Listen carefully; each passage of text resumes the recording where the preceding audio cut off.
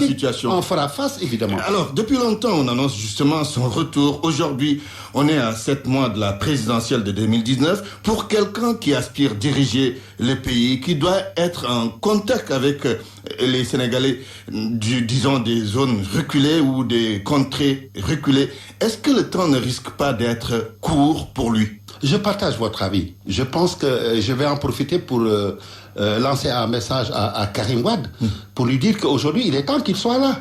Parce qu'on ne peut pas mener un tel combat en étant absent du territoire national. Je sais qu'il y a des obstacles posés par le pouvoir. Je sais qu'il y a des craintes par rapport à sa sécurité s'il retourne au pays. Mais c'est un combat politique et un combat politique forcément comporte des risques.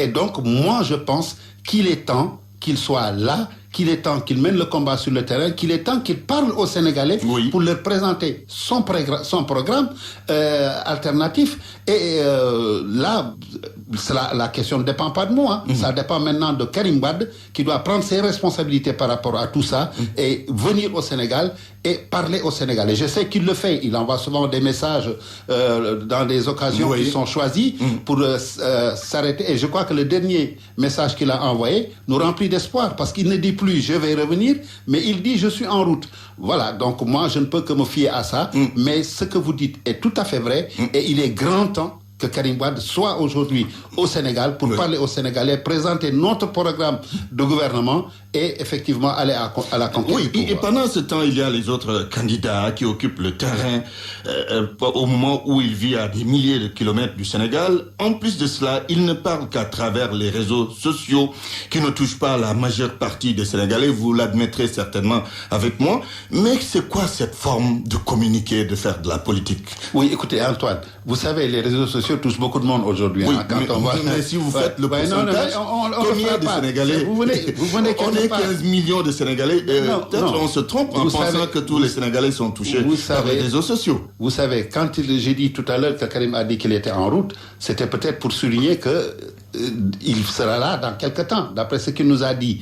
Mais c'est vrai. Je suis tout à fait d'accord avec vous qu'on ne peut pas faire une campagne avec simplement comme support les réseaux sociaux et des communications épistolaires où il envoie des messages aux grands sérignes et aux militants. Je crois que sa présence maintenant et ça vous être nécessaire. Il faut qu'il soit là au Sénégal pour parler aux Sénégalais.